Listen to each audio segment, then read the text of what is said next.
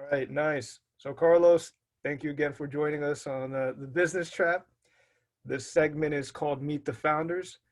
And so we're really going to get into your journey a little bit, but it's also an opportunity for us to get to know you on a personal level. So, if you don't mind, can you just walk us through, a quick introduction, who you are, what do you do?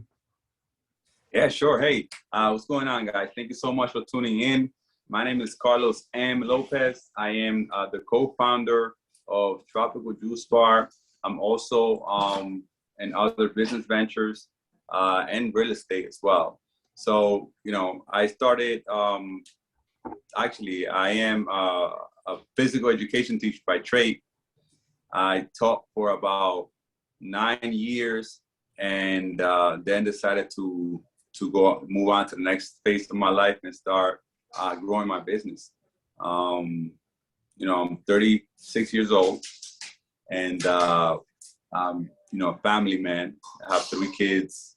I'm married, and I'm all about family, all about growth and seizing opportunities. That's in a nutshell. That's me. Great. Yeah, I mean, you're expanding already. So I know right now you're under contract for 2 new locations with the Tropical Juice Bar, and then you got the Caribbean Station in the works. So I definitely, I could definitely see that. So it leads me to my first question. Were you born in the Dominican Republic? Yes, I was born in the Dominican Republic. I came here when I was 8 years old. I, even though I've been here most of my life, I could identify a little bit more with the Dominican side of me. I don't know. That's I guess I was instilled that culture first. So I am at heart like very, very Dominican. And, and my day to day and my friends and family. Yeah. So that was going to lead me to my next question. How did the Dominican Republic and all its customs, the culture, how did it play a role into your businesses today? What did you take from that culture that you applied to your business life today? Well, I think almost everything, honestly. I come from a family of farmers over there, and technically farmers are entrepreneurs. They have to grow their crops, and then they have to go to market and sell their crop, right? Once they cultivate. And I growing up, I was watching my dad, my grandfather, my uncles doing that often. I remember, again, I must have been 6 or 7 years old, but I remember that I had my own little plot of land. It was a very small size, but I would plant my beans there, and then I would watch it grow, and then I would go cultivate. So from a very young age, my parents were teaching me already the trait of how to become an entrepreneur, right? So that's the basics. I got everything that I know pretty much. I got it from there. And then in addition to that, I came here to the United States and went through school, whatever. Once I was a teenager, was ready to work.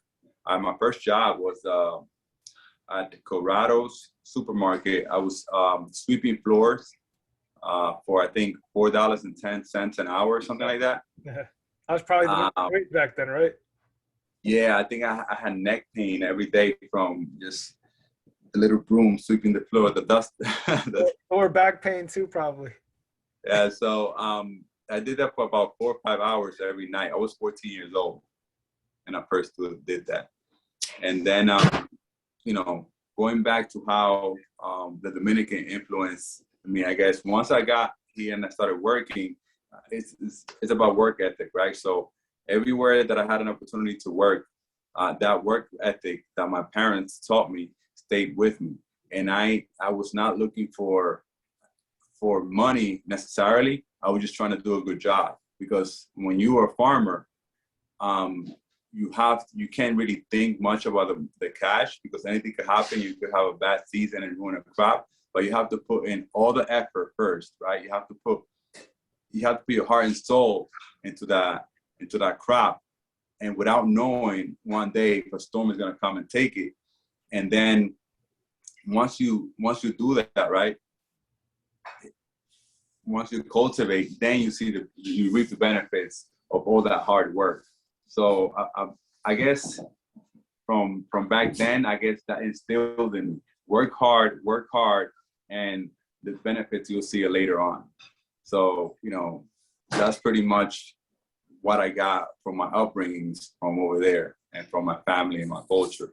And not to mention the food, right? Like if, I was in the food business right after Corrado's, I started working in a restaurant. So it was only natural for us to, and my brothers, for us to go from working at a restaurant, a fine dining Italian restaurant, to open a restaurant business that tied in with our culture, because it was fun, right? I don't know about you, but if you're gonna do something, you want to be your first consumer, right? You want Right.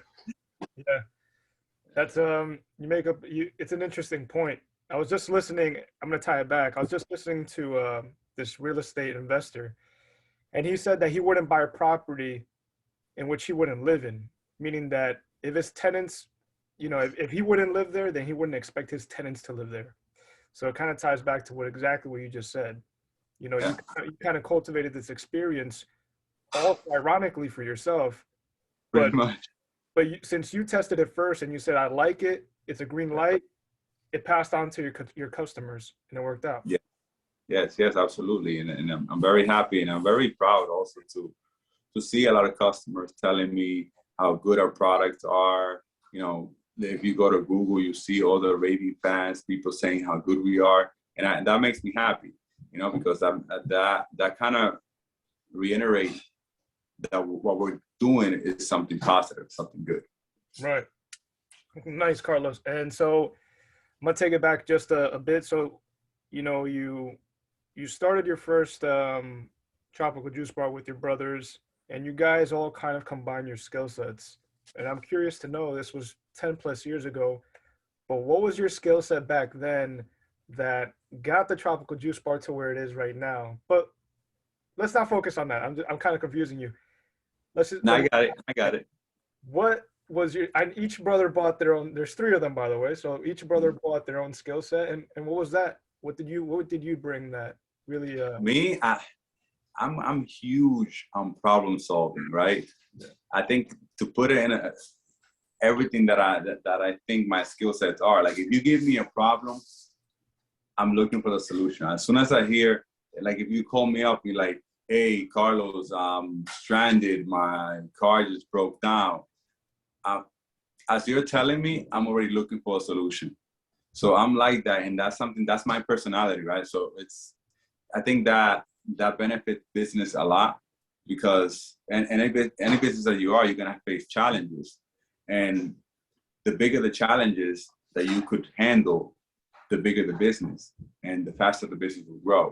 So having that skill set of being a problem solver, and I think it's second to none in business, right?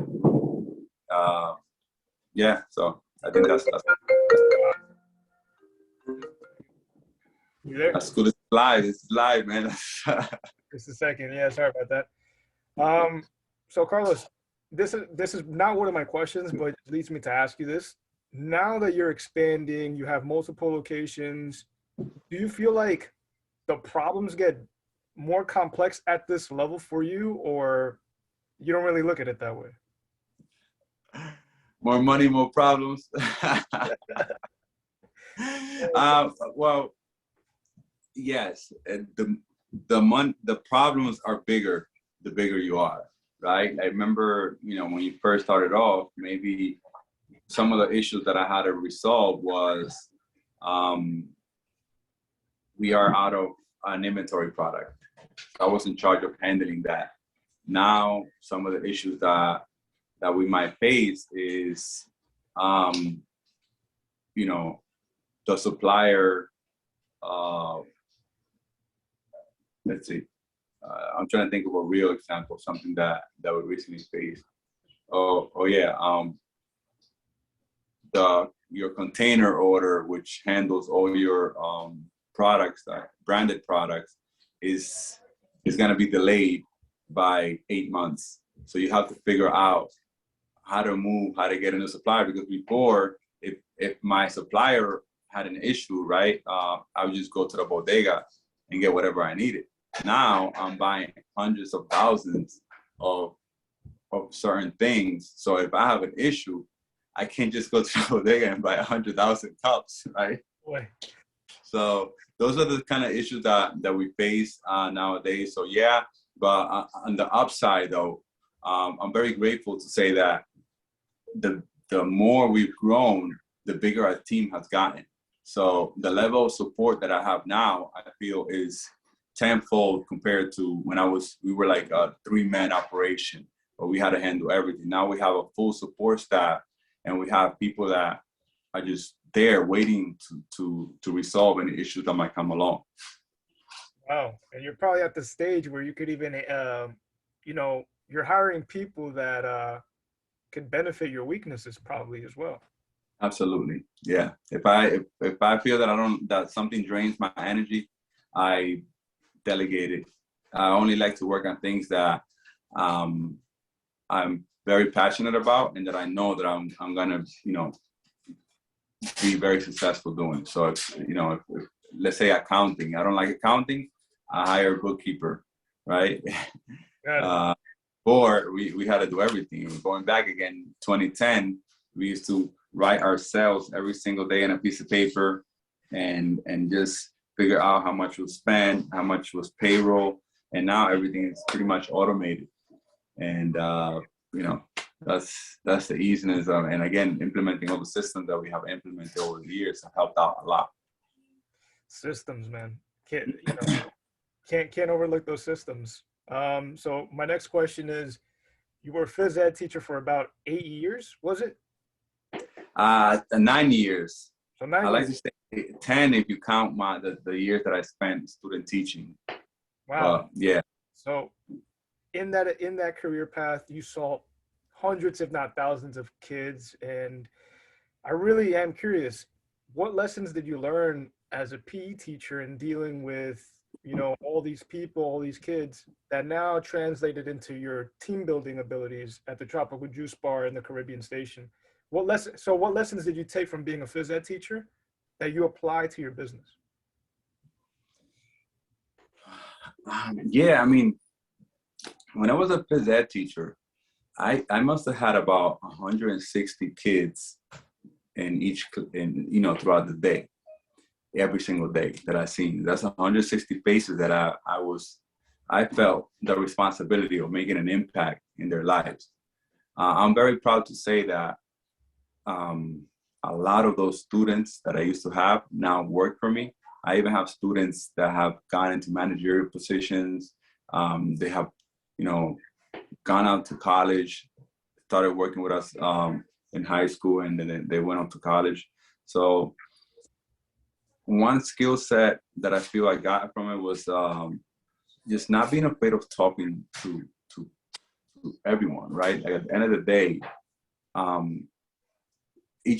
everybody is a person, and we tend to forget that. We tend to forget that that person that you see walking, even though they're a stranger, they're also a person. So if you're yourself and you're just talk to them and their interest, they're gonna respond positively to you.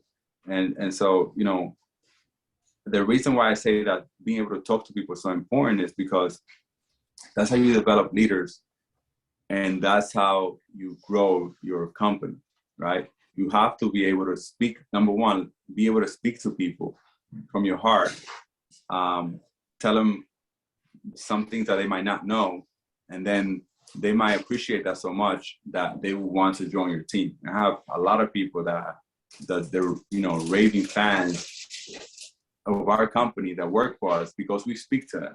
One of the major strengths that we have in our company is that we're always trying to develop people, always trying to make people leaders, teach them how to be leaders. So yeah, that's, I think, speaking to people like without being timid or anything, that's the biggest skill that I got from teaching all those years. Yeah, I mean, 160 people that you see day in and day out, and you multiply that by 10 years, there's a lot of personalities that you're going to come across. you know? Yes. And so that all translate. I couldn't like highlight that point more because I feel like my life has changed in the past year or two when I started kind of opening up and talking to people, asking for help. And what you said, being authentic, right? So Yeah. I could definitely relate to that. So Carlos, I'm going to read to you a stat from CNBC, and then Mm, I'm going to follow my question. yeah. So around 60% of new restaurants fail within the first year, and nearly 80% shutter before their fifth anniversary. So what led you to avoid being in that group? The group that fails that 60% of the time in the first year. And then you've also avoided the second group, which is the 80% that fails in year five. Um, can you walk us through like the three keys that basically avoided you being part of that group? Ooh, um, number one and foremost, I think, is having a clear set of values. Because when you start a business, it doesn't matter what business it is, you're gonna need help, right? Well, it does matter. If you start a business that requires employees, you're going to need help. And in your organization, you can't forget that you're the boss. You're the leader. Everybody's looking at you to make decisions. Everybody's looking at you to guide them. And if you don't have a set guidance that everybody will know without you being around, then it's really hard to bring everybody together to deliver the level of service that you want. So I think giving the company a set of values was very important. And the issue with this is that a lot of business owners are so busy working their business, operating, and just doing the day-to-day that they forget these administrative things that will bring the company to the next level. They're too busy working in their business instead of on their business. So that's kind of the first thing, right? I started working on the business instead of in the business, even though I did have to put in hours and stuff in the beginning. But I never lagged, making sure that I had my financials report ready, making sure that I spoke to the team one-on-one, how they felt, etc. The other thing is delegating. Oh man, it's funny because I could just remember every kind of step of the way where I had to which were big steps, right? So the first one was, once we had to hire a manager, right? You wanted to make sure that things got done a certain way, so you always kind of on top of the manager. Well, the problem with that is that if you don't let them make mistakes, then they won't grow, and you're kind of sabotaging their growth. So in order to grow, they have to make mistakes, but you're so emotionally involved with your business that you don't want people to make mistakes, right? So learning how to delegate and being a master delegator is the second thing that I think has been able to keep our business afloat. And then finally, it's about the product, right? Having an honest and good, consistent product. One of the things that I'm most proud of is that my kids are my most raving fans. They're my biggest customers. They if it was up to them, they'll have Juice Bar for breakfast, lunch, and dinner, and then some. Right? Right? Yeah, all of them. And that, I guess, that's a testament to that what we're doing is good, and we have something that people like, especially if in that I'm not afraid of bringing my kids to eat in my establishment, because I know that everything that we do is with the utmost care and making sure that everything's done the proper way, in the right way. So yeah, I think that's it. Those are the three things, right? The three keys. Nice. And Yep. leads me to my last question. When you think of the big brands, right? in the fast casual space, such as Chick-fil-A, Starbucks, even Shake Shack, is there anything that you admire that they do, or maybe that their leadership does? Do you draw Yeah, inspiration from some of these big brands at times? absolutely, man. Listen, I'm always, and whenever I get the opportunity, I go out to these big brands and just, whether it is Starbucks, have a coffee, or Chick-fil-A, I'll bring my kids there sometimes. Um, and I see what they're doing. I study those brands. I see the level of service that they have, the consistency. What is it that makes them who they are?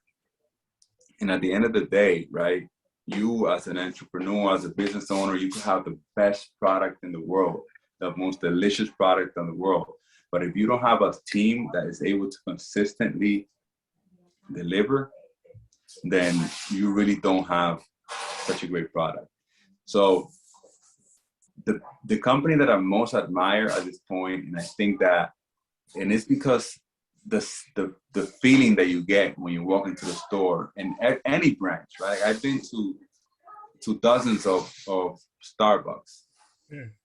and every single Star, it doesn't matter if it's in Miami, it doesn't matter if it's in Boston, New York, every single Starbucks that I go to, like, I get the same feeling from the people that they actually want to be there, that they're actually happy to serve you. And let me tell you, having 7 restaurants to accomplish something like this is big, especially at the level that they're doing it. So I definitely, again, it comes back to culture. It comes back to values, having clear set company values, and then train, and keep training your people until they understand what your values are, what you're trying to deliver, and what the company is all about. So absolutely, yes. I would put Starbucks top of the list, and I would do like Chick-fil-A, because of their Chick-fil-A loses, I think it's billions of dollars every year for being closed 1 day a week. Mm. You imagine that? I did not know that. You're losing That's crazy. billions of dollars for closing 1 day a week. And the reason they close 1 day a week is because of their values. That's how strong values have to be to a company, that you're willing to sacrifice profits and income in order to stick by them and make it a point that those are your values. So yeah, I look forward to one day having other people admire our organization and what we're doing, because, like, again, we're just trying to do something right. We're trying to help people grow leaders, because I think that's what it's all about. At the end of the day, our time here is borrowed, and once you're called back, the only thing that you leave behind is your legacy. What have you accomplished? And that's why I grind so much every day, without thinking about anything else. Just trying to be an example and lead by example and help others. Got it, Carlos. And just I promise this is the last question. We went from the big brands, but also could you talk about a CEO, maybe a leader that in the restaurant space that you admire, someone in business that you admire, that's a CEO, and why do you admire them? Yeah, well, you know what? That leader is not in the restaurant space. I really admire Elon Musk, because this is a man that, again, number one, he revolutionized an industry, right? And my dream, my legacy, what I hope to accomplish before I die, is be able to do something so big that people will talk about me for years and years and years after I'm gone, right? That's my personal legacy, and he did it, So he's a man that did that with the electric vehicles, and now with SpaceX and all these things, right? So I really admire him. I think to do something like that, it takes a lot of guts, to have. having sold the company, PayPal, he sold it for millions and millions of dollars. He could have sat back and just relaxed for the rest of his life. And he chose to invest every single penny that he had and then some on a theory back then that people would want electric vehicles. And he was on the verge of bankruptcy, God knows how many times. And he succeeded. So a man to admire for me personally, it would be Elon Musk. Yeah, nah, I couldn't agree with you anymore. And we're probably kicking ourselves. We should have bought Tesla stock way back, right? uh, Carlos, man, thank you so much. I know that you're in the middle of a move, and so your time is limited right now. But I wanted to thank you just for coming on the show, because I feel like, this is a great way for everyone to get to know you again, and even more on an intimate level, so. Okay, yeah, absolutely, anytime. And again, our goals with this podcast, with just being out there, just expressing myself, putting my vulnerability out there, it's just to teach people that I'm human, right? Like that I'm just a normal guy, right? Like a lot of people have the same opportunities that I've had. And it's all about persevering. It's all about just sticking with it, right? Not giving up on your goals. Look at the great people that have done it. Look at the example that I just mentioned, Elon Musk. And I think that a lot of people kind of distance themselves from successful people, especially if they're trying to grow, because they see that so far off. But you got to I think people have to realize that those people that they see so far off and they don't even look at them as humans anymore, they're actually humans that eat, breathe, and all the above. And if they're doing it, like, study them. What are they doing that you can implement into your own life and make whatever you want happen. Yeah, I think those are important lessons that we often forget, right? Because we pedestalize success. Yeah, absolutely, man. Thank you for that lesson, man, and thank you for joining. Yeah, absolutely. Thank you for having me. Thank you for all these questions. I really enjoy speaking about them, and can't wait to the next one, right? To the next business trap. Yeah, it's gonna be a good one. Yeah. All right, Carlos. Thank you. All right, Alex. Take care.